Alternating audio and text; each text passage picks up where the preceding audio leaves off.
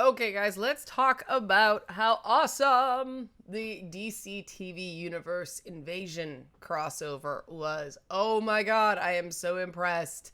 Technically, it was a four-show crossover between Supergirl, The Flash, Arrow, and DC Legends of Tomorrow, but the Supergirl show kinda got short shrift in it, and I don't quite understand that because it's the newest one on the CW. I guess the ratings are pretty good on it. But what a fabulous crossover. I'm not quite sure how to approach it. Let's go big picture and then go kind of episode by episode because it borrows from an old DC plot line with, the Dominators and the whole thing. And it did it fairly loyally, but then went its own way. So it wasn't totally freaking boring for people who have read the comics. And it started off in Supergirl with the classic, last page cliffhanger, OMG, what's going to happen next trope from comic books. And the comic book, some would say cliches, came fast and furious throughout the whole crossover, but it was done for the most part so lovingly and with such self-awareness that it was just, yeah, it's candy, yeah, it's camp, but it's well done, right? And anything can be awesome if it's well done. And the thing I really liked about it is it was a lot of characters eventually getting the hell over themselves, because a major pet peeve of mine in comic book superhero anything is, with all the strife in the world, with all the bad guys and with all of that stuff, the central problems for the heroes often tend to be ones of their own creation. And this drives me crazy because for me, if I've created a problem, I have the power to solve the problem. It's the stuff that I had nothing to do with and bad crap happened anyway that is, more difficult to actually create a solution for. But in comic books, oh god, no, everything must be caused by the main character somehow and must, revolve back around them constantly in some way, because for whatever reason, people in mass media who create narratives like stories that are all about them. I am sure that has nothing to do with the number of narcissists in Hollywood and publishing. That was sarcastic if you hadn't noticed. Supergirl obviously didn't have much of a tie-in, but she figured prominently and in a really great way in the other three shows. Not so much in Arrow. And Arrow, I really think, was the weakest of the episodes, and Arrow fans right now are going, what? Ah! No. It's totally like a structural thing. First of all, it advanced the story not at all. It was this sort of matrixy reminder of the emo on Arrow. A big issue I have with Arrow is that something happens every week, but the characters are stuck in this emotional stasis. It's the show that's been on the longest, and the characters have had the least amount of evolution in terms of growing the hell up or owning the poop, owning the personal poop. And that's very frustrating for me because people with superpowers, even like crazy martial arts, I want them to be grown up, because people with the ability to hurt and kill people who are spoiled man babies are really quite scary. Go to Silicon Valley sometime. And I won't say it was a bad episode, and it certainly wasn't a bad Arrow episode. They had the greatest challenge integrating the other characters into this one because the tone of Arrow is just so different. And there was a moment where they were breaking in with War Dog was with them and angry, and they broke in and they beat up this super antagonist of the week, and the Flash and Supergirl were a heck of a lot more violent than they would be in their own shows, and that took me aback for a minute, but it made me realize just how different the tone of Supergirl, Legends of Tomorrow, and The Flash are compared to Arrow. And I can't be too harsh on Arrow for that because it was the first show. Like, it had to get over the Hollywood allergy to happy that tends to ruin otherwise good shows. But that was the side plot of Felicity and Cisco, and it was so great to see Felicity and Cisco working together, and it really did do what a lot of shows and definitely a lot of films miss is, yeah, okay, aliens are trying to destroy the world, we think, but time travel's cool, and aliens are cool, and space is cool, and it didn't lose sight of the cool until you got into the core Arrow storyline of, just the same stuff. Everyone I know and love is dead. Well, yeah, that happens to a lot of people. And people with a lot less going for them than you, Oliver Queen, managed to deal, And your parents dying is sad, but most people at some point lose a family member of a previous generation. Not always violently, but when you're an adult, it shouldn't be this... it shouldn't be this constant scar that it is for him. What do they call her? Arrow confuses me because for me in the comics, Green Arrow and Black Canary are this very important tortured couple. And I know why they went in a different direction on Arrow because Felicity is just the bomb. But Dinah or Laurel, or I think they call her Laurel on the show, I get confused because, her sister, White Canary, is so much cooler. But we'll get to that in a minute. But I can understand why he's sad that she's dead. But the parents... there were moments I just could not suspend disbelief.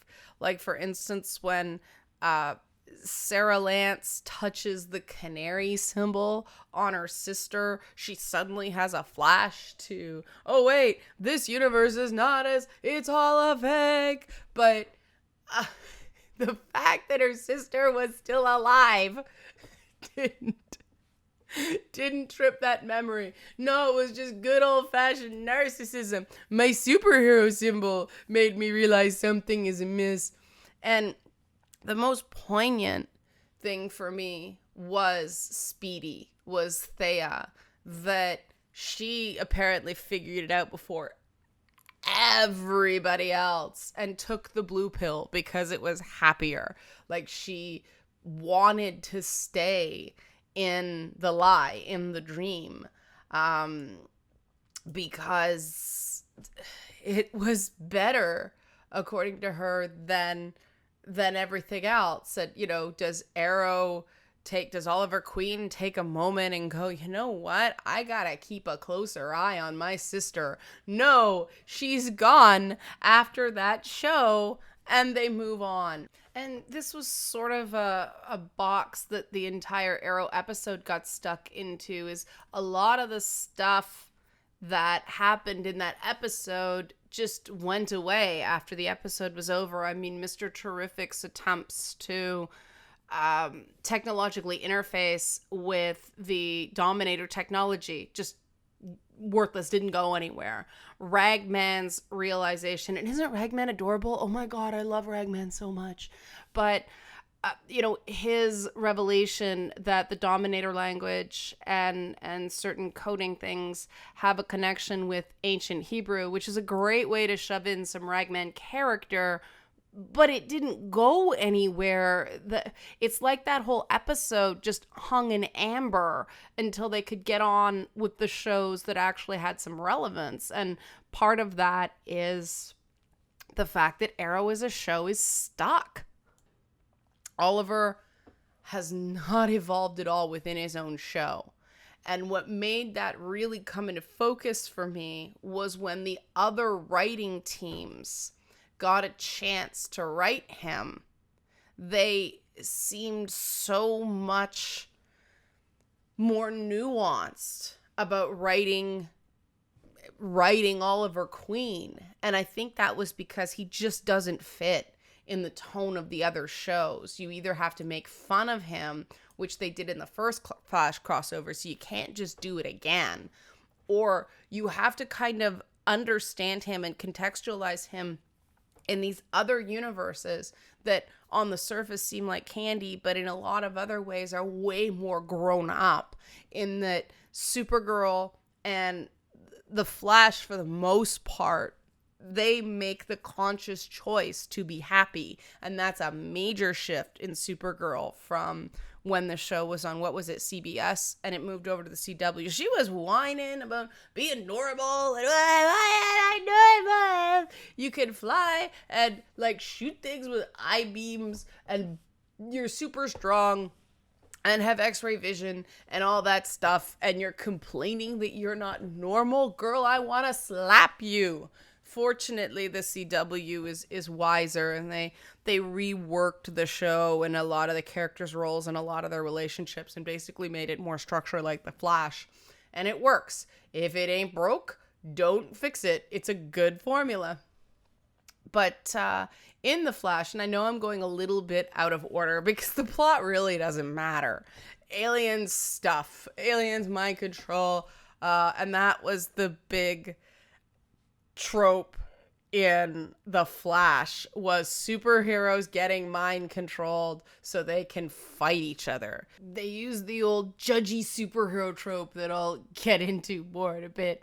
But so they didn't trust Barry, so Barry had to stay behind, and Ollie stayed with Barry, and so it was Green Arrow and the Flash fighting everybody else who was mind controlled. And there was an excuse to have Supergirl and Flash race, and it was very cool, because that superheroes being mind controlled is such a classic, like, Silver Agey comic book device, and it's cheesy, but it's fun. It's a good excuse for some action sequences, and they did it well, and they made it make sense, because I am so happy to see emo Cisco gone. I am so happy that they found a way to wrap that up, because man, that was killing me. And the whole Flashpoint thing, it was cool because it gave, the guy who plays Harrison Wells a chance to play the same character but a completely different character, and it was a fun way to shuffle it up and stretch some of those plots a little more. But the whole you're the reason my brother is dead thing with Cisco, it was just a bridge too far for me. I am more emotionally invested in Cisco than anybody else on that show. And so to see him not sad, I can handle, but he was angry. And the fact that Cisco isn't a brooding superhero type was a part of the reason that me and a lot of other people just love him. That was grammatically incorrect, but enough with brooding emo Cisco. I'm so glad that's done. Thank you. It's over. But that happened in Legends of Tomorrow in Flash, it was continuing the whole Wally West is a Flash, now he's Kid Flash plot line. And they did some of it. They moved it along. And I'm glad they didn't really give everything away. They didn't throw everything at the wall this time around. But I really do feel like the supporting cast of Supergirl really missed out on the fun this time around, because they've established she's on Earth 38 and in this universe. And so the other characters, Martian Manhunter and Wynn and Jimmy Olsen, I have to stop myself there. They didn't get to come over the way like Diggle and Felicity and people like that did. And that meant they missed out, because there was nothing really in the Supergirl show about the crossover. And I think it was because they just had no device to easily bring those characters over. They've solved that with basically, a widget. It's like, here's a thing that looks a bit like it's a fetching brooch that allows you to warp through dimensions. Sure. Yay for the infinite universe theory. What would comics do without it? But that means the next one, I'm like, oh man, the next one, they can have like Martian Manhunter, and they can have Wynn there geeking out with Cisco. It leaves me looking forward, as much as it felt like something was missing, that Martian Manhunter was not there with everybody else, because Martian Manhunter is one of those long time DC Universe characters that I don't think gets nearly enough love.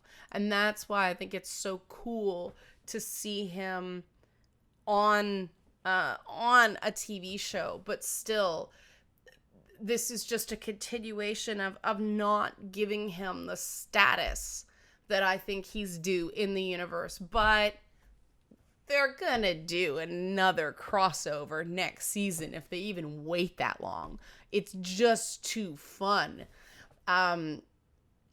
Though another thing that was kind of confusing, and I noticed it more on Arrow just because it's like, where are the other characters?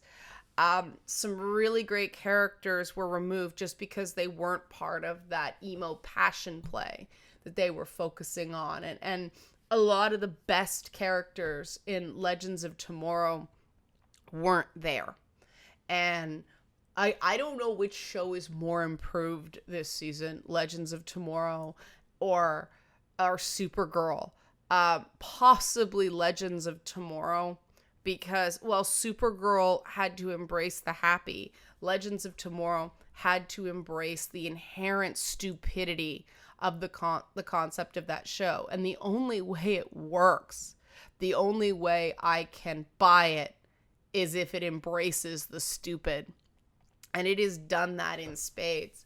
But they focused once again, and a lot of the best Legends of Tomorrow episodes do this, is they sort of focused on Martin Stein and something he did in a previous episode, and that brought it all around to resolving emo angry Cisco. And thank you, Martin Stein, for doing that.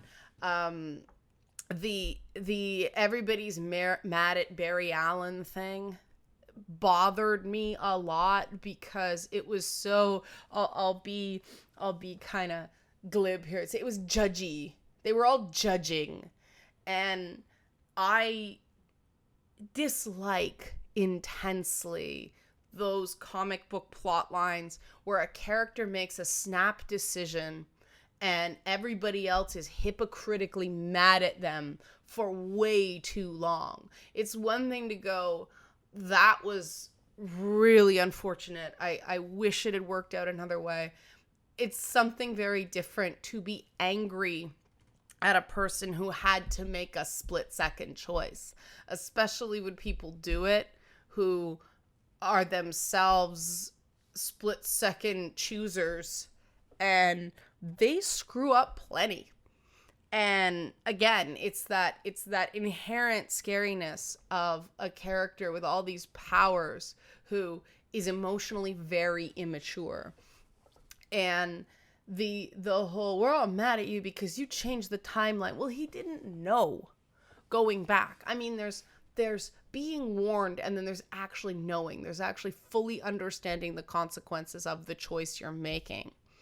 And there was a really cool thing because, and my husband and I had this massive debate about, they had the whole thing of, oh, Diggle's son was a daughter in another timeline, and now Martin Stein has a daughter that he didn't have before, and are these people or are these aberrations? And of course, it's a little bit narcissistic of Professor Stein to finally form an emotional bond with the daughter he's known for all of 48 hours over she's smart like him and a shared love of science, but he is something of a narcissist, and that's fine to be consistent in that way.